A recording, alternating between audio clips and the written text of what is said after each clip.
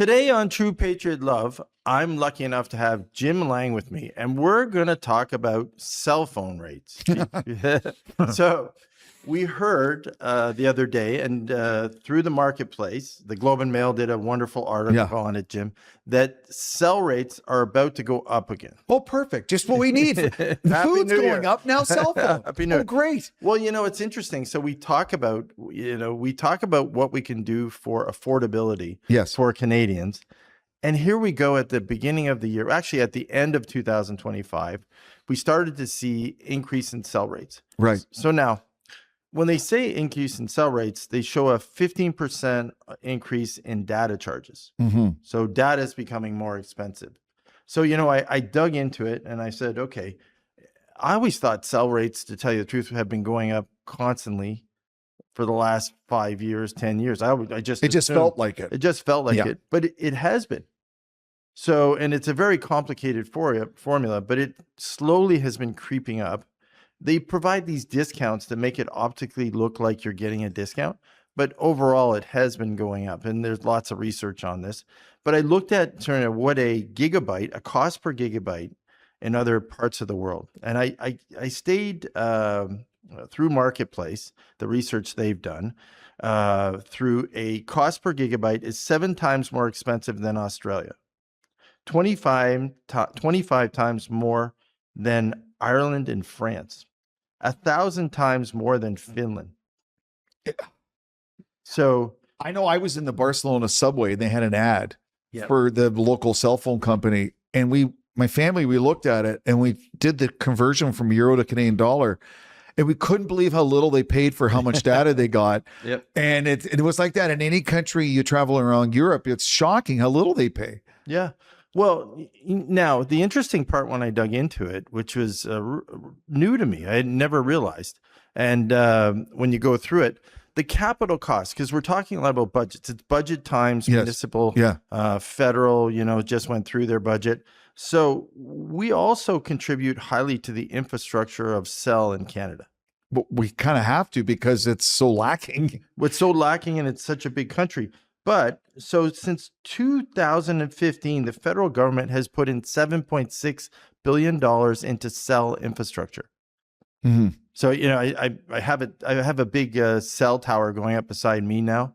Oh, is that right? In Mississauga. Oh, okay. Yeah. And all the people in the neighborhood wrote letters, and we got this wonderful letter back. It said, sorry, but CRTC and the Telecommunications Association, we followed all our guidelines, and you're getting a cell tower right beside you. So a 100-foot big tower with the light on top. So we get to stare at it every night when we're having our coffee. So I said, really, thank you. So, but that is $7.6 billion we put into since 2015. On the Ontario side, we've invested $4 billion, and that's that whole quest for internet around Ontario. It's a big problem still in the province. Yeah, it is. Some of my wife's family are farmers and rural dairy farmers in Fergus. And the cows now have computer chips on their collar and they monitor when they milk and how much they milk, but it's all reliant on data because you don't have Wi-Fi in the barn. And so a lot of them have switched to Starlink because they need to get the information to monitor their herds and the profitability of their farms. Yeah. Oh, I know. I've read about it. And the interesting thing is we looked at Scandinavian companies, Australia. They have a similar situation, but again, they pay way less than us in cell costs and service and gigabytes. So, but think about Australia. Most of the population is along the coast. And it's a big country, Australia. Yeah. But you think Melbourne, Adelaide. Oh, yeah. The middle is nothing. Yeah. It's the outback, right? Yeah. It's barren. It's like a desert. Yeah. Yet how come they're able to have in such a big geographical country with a small population such cheaper cell rates? Well, so that's a question a lot of Canadians struggle with. Well, it is. So last night I'm watching the hockey game. Right. So, and what a hockey game. The Leafs beat the Avalanche in overtime. Nylander, beauty. Yeah, Nylander, beautiful goal, right? And I'm watching, I think, broke a 17-game. Yes. The Avalanche being the first place team in the NHL. Yeah. Leafs being Well, now they've won 8 What of their place- last 10. They're in a position for the wild card, so Right. they're feeling it. They're rolling. But I started kind of, so I'm sitting there reading the article, and I'm prepping for the show, and I got the my younger guy has the Leaf game streaming on the back and of me, and I'm listening to a little bit, and I'm thinking to myself, okay, yeah, damn Rogers, right? Sorry, Rogers. I'm gonna harp on you for a minute, but Bell, Rogers, we only have a couple cell providers, right? We had telecommunications. We're very limited, right? So the question, right, sort of jumps into my mind: how much are we paying to sponsor all these teams? And so, and I know it's a jump, and I'm not blaming. So before we get in it, because you and I had this discussion before, I'm not blaming the professional teams. They just make what they make. Quite frankly, if someone's willing to pay them, good for them, right? Why wouldn't you take it? Yeah. So, if there's a bid and I can, make more than I should get, then have at it, right? But me as a user doesn't want to pay absorbent cell rate. So I start wondering. So then I look into it and I said, okay, and there's not, tried to find the results of our telecommunications companies. It's very hard to find, quite frankly. I'm sure if I would have dug a little harder, I could have found the profitability. But I did find some interesting stats. And quite frankly, it looks like our telecommunications company, Bell, Rogers, basically have way better profitability than most of the companies around the world. Well, based on our rates, that makes sense, doesn't it? We're in the higher quartile as far as profitability. Yeah. So EBITDA for those companies is amazing. Yeah. Right. And when asked, they just say, well, we have a very challenging environment here to provide service. Therefore, we need more infrastructure. Therefore, the costs are higher. So be it. I mean, Mark Carney could fix that in a second. All he has to do is say, you know what? It is time to have open competition for telecommunication cell phone companies in Canada. Vodafone, Verizon, AT&T, welcome to Canada. Right. Welcome. And see what service they can provide and what price point. Well, there was a guy, remember the wind guy? Yes. Yeah, I can't remember his name. It's going to come to me, but he came in, a young guy, and he had a lot of fire, and he said, I'm going to open wind, and there were a couple of them came in, and they just got bought out, disappeared. Yeah, but Bell and Rogers control all the towers in Canada. They had to rent space on the cell towers. Yes. That's the problem. They control all the towers, all of them. But we just talked about it. We just put $11.6 billion into the infrastructure.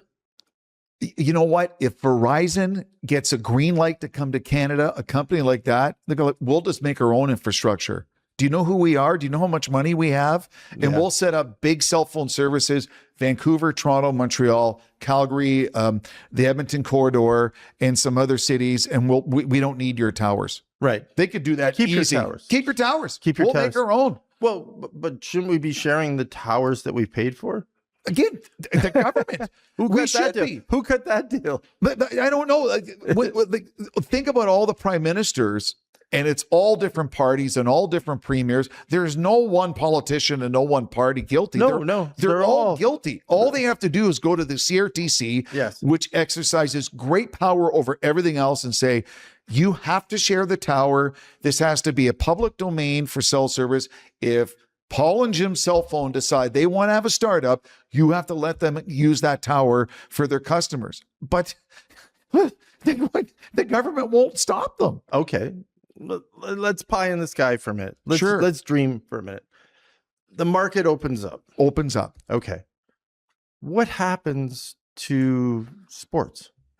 So this is interesting because then I started, I'm this Leaf game streaming behind me, and I'm listening to the game. Great end of the game. I don't know about wearing the Nordiques. That kind of hurt. I loved it. Did you love the Nordiques uniform on the Avalanche? The baby blue, the fleur-de-lis. Are you kidding? So good. No, but it kind of hurt me because they were gone from Quebec. I just thought it was beautiful. Yeah, them being in the U.S. and not. So we have 7 Canadian NHL teams, right? We suffer through that every playoffs. So, but 25 American teams. Yes. So it's interesting. So the TV rights, so for the content Yes. that Roger ended up paying in the new deal is absurd. Right. It's insane, right? And they're locked in for 12 years. 12 years for 7.7 billion US. US. So, Paul, if anything does happen to an open market cell service, no, they're locked in. They have to pay that no matter what, because the contract's the contract. Yeah. So 7.7 over 12 years. So, 700, 800. Yeah. 800, right? Million a year, right? Yeah. Yeah. So now the American contract is 4.5 billion, and it was over signed 7. over 7 years, and it was signed in 2021. So 7 years, so 700 million. Yeah. So we pay more. So for 7 teams, right? And you and I talked about that. I know my head, the pure math, when I do the straight math, I go, what? That doesn't sound really practical. So now our telecommunications companies, right, compared to the U.S. companies that bid on the same contract and TV stations and everyone else who bids on Warner Brothers and all these people who bid on all this content, we're able, with 10 times the population in the United States, we were able to spend more money for TV rights for hockey. Now, I get hockey's popular. Just a real, if I may, I'll tell you how popular. Yeah. So not only do you have huge ratings and interest in the Stanley Cup final, then you have the NHL draft a few weeks later. And while it's seen in a few markets in the States, it's must-watch TV, streaming service content in Canada. A week after that, it's free agency. All the big sports networks have free agency shows. They go for hours breaking down the deals. That's people spend their Canada Day watching free agency. Then they spend all their summer at the campground or the cottage looking at their phone to see, Paul Micucci just signed a contract with the Red Wings. And then it gets to the training camp, and then it's another, and then it's the Olympics, and then it's the trade deadline day. That's the difference, is Canadians will spend hours consuming not just the games, but trades and signings and drafts and everything that goes around it. The interest for hockey in the NHL in Canada is so great. That's why they're able to get that much money. It is, but I'm with you. But the majority of the revenue comes from seats, tickets, right? Yeah, 44%. Tickets and TV. Tickets and TV. The rest is kind of apples and oranges. But it's the patches on the jerseys. It's the merchandise. It's the concessions, all that stuff. Yeah. So, but okay, I get it. Then I say to myself, okay, the shift in demographics in Canada. Correct. So now I did a small survey the other day as we were thinking about this show, and I went around, the office area that we have here, general people and the people I know out in the general area and us. And I went around, I said, if you had a choice, higher cell service, but you got your sports for free, the Leafs, the Raptors, you can watch it on TV, or lower cell service and people had to buy their sports. I don't think it works that way, Paul. It doesn't work that way. Cell service has nothing to do with how much you're paying for the sports, because it doesn't have to do with the sports, but it is the guarantee by having the monopoly that allows you to take the risk of making that large bid to win the sports contract. So it pushes the sports contract up, which then you can bid and win it. So it allows you to, and therefore that's the safety net, Jim. But that is the safety net that allows them to do it. And that's what kind of, I'm fine with it all. I don't have a problem. I love all the teams, and I don't, as I got older, I stopped watching a lot of it, quite frankly. I'm not that interested in sports anymore. But I was, sorry, Jim. I was as a younger man. But you know what? I just wore out from all the bullshit. But at the end of the day, where I'm at now, and I think where I'd have to say maybe a half of Canadians right now would want to see us to a point where people want to consume it, pay for it, and then allow us to have some more competition in the telecommunication cell area, allow it, and then Sure. let the market, because right now with the way the market's formed, it's not a true market. And That's nothing to do with the NHL or it's how not you their support. fault. No, it's not their fault. But what that would do is probably not allow an $11 billion contract to be let again. I got news for you, Paul.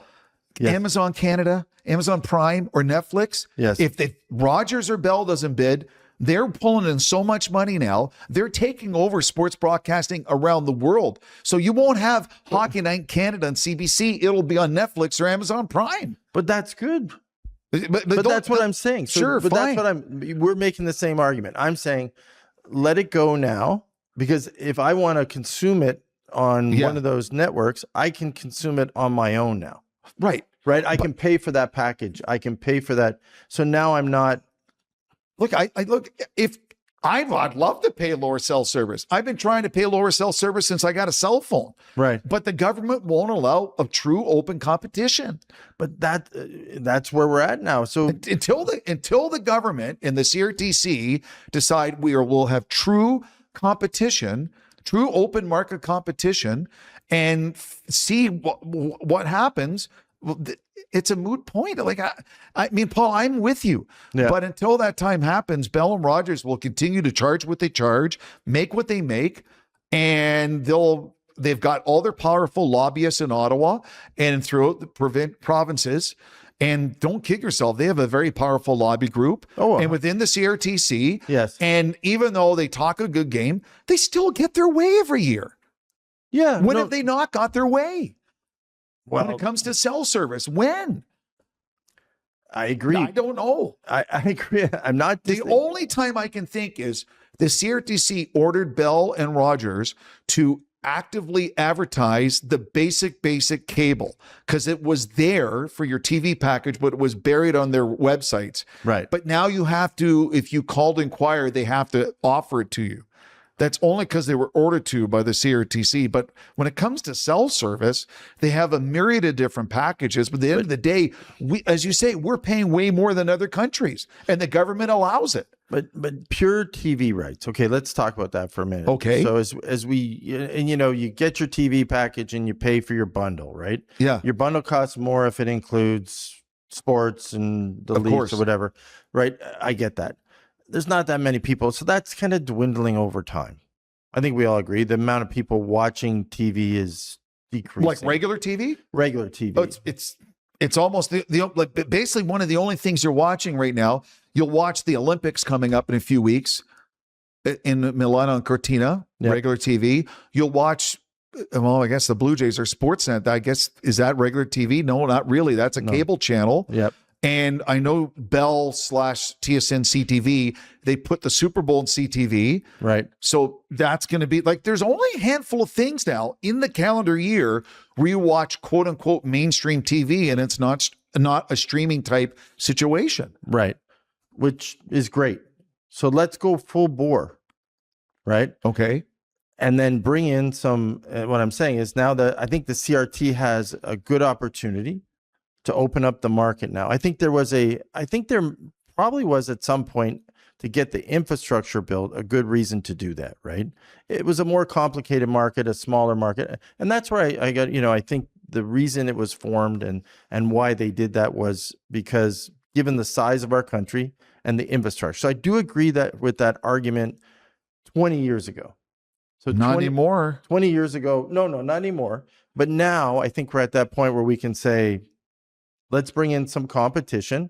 Let's open up, create some more jobs, create some more infrastructure, different infrastructure in the country. And you think about cell service in the United States because you've lived there. Yeah. In the West Coast, they have a predominant server. Yeah. Predominant cell phone service. In the Northeast and the East Coast, so you could have conceivably the New York, Boston cell phone company extend to the Maritimes, in the Midwest up into Ontario, and the California one go up into BC. That could easily do that. Exactly, which would open up the market, reduce our costs for communication. Let sports go off on its own now. Let sports, and then quite frankly, they can figure out their own packages, and we're not kind of we're not commingling them anymore. Sports is on their own though, Paul. Like you have to understand. But think about your TV package at Bell and Rogers. You don't want it is to X. You're not paying for it. It is to a point, right? But it's easier for me to bid on something if I know I have a safety net of something else. So, it's an entrepreneur takes a risk. He goes into business, he puts his own capital, he puts his own security in, and he goes. If I have such a great contract in a monopoly position, I can take the risk to do things, which then I can bid on contracts at a higher level, right? If you open up the market, you allow that telecommunications industry to level off on its own. So we won't see increases. Sports can go off on its own. I think at this point, sports, we can say, good luck, let everyone bid it, whether it's Netflix or whoever comes in or another streaming service, whoever comes in and wants to take a run at it. And, good for them because they're on their own, right? I mean, they've created their own market. That's something where they haven't been propped up. We haven't propped up those networks, right? Where those streaming services, we haven't given them the monopoly of streaming services. Again, that goes back to the government again. So if I'm Edward Rogers and I'm Rogers, I spent hundreds of millions of dollars renovating Rogers Centre to turn it into a beautiful baseball-only stadium. Right. I mean, that was out of their pockets. Yep. They decided to take a big gamble and bid on that NHL deal and pay more than the previous deal to secure the rights. So yeah, we may pay more fees for our cell phone than other countries, but we'll have to give a little credit to Edward Rogers and Rogers Management for having the guts to go all in on this. No, and listen, I don't want anyone to get hurt, quite frankly. I want everyone to do okay, but I think there's a point of disconnect. I think there's a point of we did all that, built the stadiums, bought the teams, did the TV contracts. Okay, fine. There's a point where we kind of detach. Well, the market will decide from now on. Well, the Blue Jays fans tune in to record numbers for the Blue Jays playoff run, which is good for them. That's how they make money. And if Toronto or Edmonton go on a deep playoff run and they have big ratings to the playoffs, well, then that's the country consuming the product and they're making the profits from it. And if they want to go on Rogers or whatever streaming service it's on, who's bid for it and watch it on there and love it, I'm all for it. I'm all for it. I think it's on its own at that point. And then and I think now that the infrastructure is built, we paid for part of it is, as a community, we paid for the infrastructure of our own cell service. But at the same time, you're saying that I own a company and I have 5 different businesses. Yes. And one is more profitable than the other. And I take some of the profit from that one company to bid on something else from the other company. That's done all the time. And that's what Rogers did with the money for their TV contract. And I'm okay with it if they want to do that down the road. Once we open up the market and we allow other cell providers in, I'm okay with it. The deal's locked in, Paul. So I mean, right now they got to pay that money till the end of the deal. The TV deal's locked in, but maybe there is a transition point here. That's what I'm saying. Okay, like if we get to the end of the contract. Oh, the end of the contract. Say we get to the end of the 12 years. By the end of the 12 years, Paul, the world will change. The media world will be so different. I'm raising young adults who watch everything streaming, who don't watch regular TV. Well, the other thing is, most younger, let's say it, people 20 years younger than us. Or 40. Or 40 years younger than us, right? They're not watching full games anymore. So my son doesn't watch. My son watches highlights off his phone. As he's studying, they'll watch the women's gold medal Olympic hockey game. They'll watch, they'll pick the highlights. They'll watch a Super Bowl at a Super Bowl party. They'll get together in a backyard for a backyard. Someone's got their screen set up for a Stanley Cup game, and they have the viewing parties. It's more of a selective event, I think, than it was where you just habitually came home, had dinner, sat down, and put the TV on. Yeah, every Wednesday and Saturday night, we were in front. We watched the Leaf game, and we loved it, and we enjoyed it. We, when the Blue Jays played, we watched the Blue Jays. Exactly. I get it, but it's not consumed that way anymore. No, quite frankly. So I think we can. I think it's a good time to start the conversation. That's the show today. Now that it's not trying to harm. It's not trying to harm anyone. I'm not trying to say stop tomorrow. what I'm trying to say is, okay, we realize it now. We have enough runway for this contract to move its way through. So, and when we get through the transition, I'm not particularly happy to pay more for cell service. I'd be truthful with you, because having spent a lot of time living in the U.S., I was shocked when I came back to Canada. It always put me on my arse. Well, if when you I travel came back to Europe, anywhere, right? Yeah, Like when I came back, but Yeah. I understand the infrastructure. I understand all the reasons. yeah. But now I'm like, okay, the reasons have been used over and over and over again. It's now time to put let's call it an offboarding program. Let's call it an offboarding program where we detach, right? So there's no, when others enter the market, we won't be harmed. Because they have done, I agree, Ted Rogers and Bell and all these, they've done a terrific job on supporting the telecommunications network. Huge. But it's time now to start to let some other people into the market to get we're no longer, because we're so dependent on it. Before, we still had the landline, and we had the ability to communicate differently. Now we're solely on our phones. So it's time to Paul, drop off. Now that'll change sports. Okay, but you know what? They'll adapt. They'll adapt. They'll find another way to create revenue they'll adapt. They'll be fine. Yeah. But until the government stops creating excuses, because there's always a reason why what's that, the corporate speak, we're looking into this, we're investigating this, we're tabling at a future, and then someone else is voted in as prime minister, and then it gets put in the back burner, and there's something else that comes up. It's COVID. It's wacko Donald Trump. It's 51st state. It's invading Venezuela. There's always something to distract from what the goal is. And until a government leader stands up and says, we are going to open up cell service to competition, and say, even if it's 2 more companies, limited, that's 2 more companies than we have now, then maybe that changes the fee. Yeah. Well, and I definitely think it has to happen now, but it is a plan that transitions us to it. Well, here's another question for you. With the feelings that Canadians have about America, with the fact that travel continues to plummet month after month, how many Canadians, I'm being honest, would say, I'm with an American cell phone company? I don't think it can be an American cell phone company now. Right.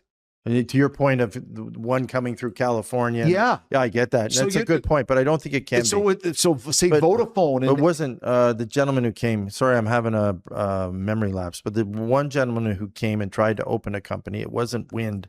It was the other company. He was from Egypt. Yeah, okay. Middle East. Yeah.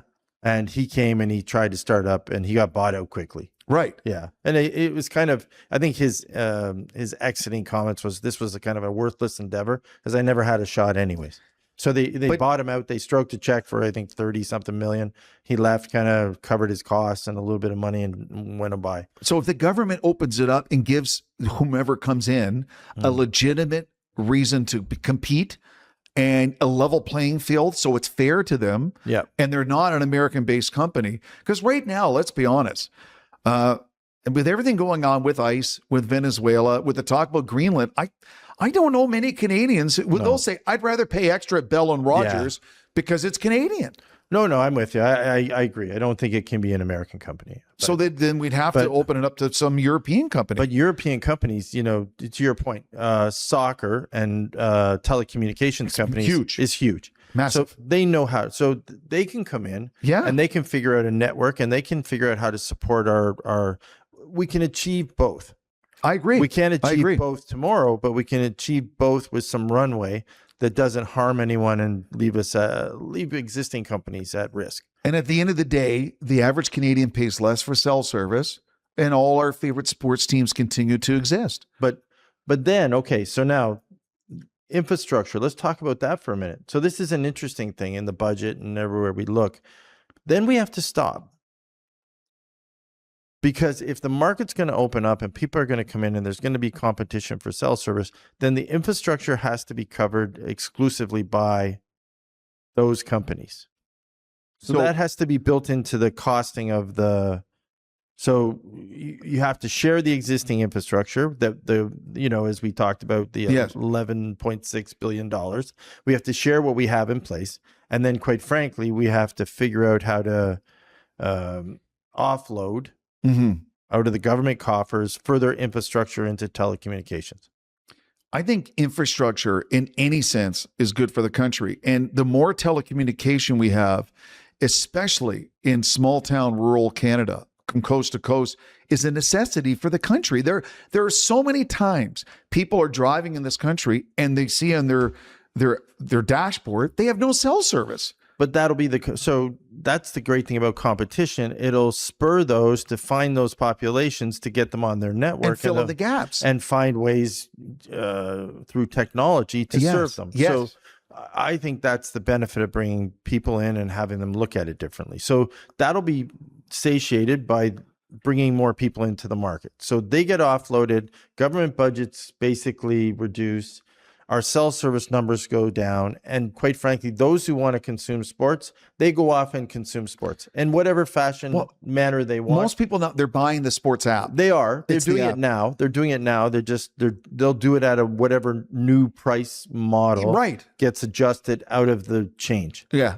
But now's the time to do it. And I don't know why, quite frankly, when I saw the article the other day and I'm reading through it, shout out to the Globe Mail guys. It was a great article. I'm thinking to myself, why are we still having this conversation?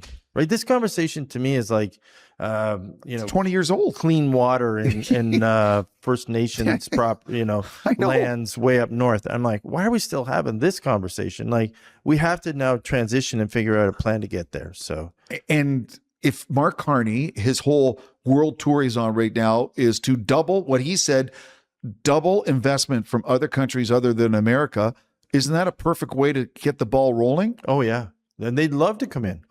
You're right. Create They've got the jobs. experience. Well, and we have the experience. Canadians, we're in the market. There's thousands of people in the telecommunications. Good marriage of the two, right? Yeah, we have experience here already. People can come in with their networks and off we go. Yeah. And right now, all the stats are showing Canadians, when it comes to travel, are avoiding the U.S. like the plague. Where are they traveling most to? The warm areas in the Caribbean or Europe? Yeah. They're already traveling to Europe in bigger numbers than we've seen in recent years. And it will change. It's going to change more and more as time goes on because that relationship is going to stay that way at least for the next 3 years. So, Oh, is it ever? yeah. Good talk, Paul. Thanks, Jim. Go Leafs, go. Yeah, go Leafs, go.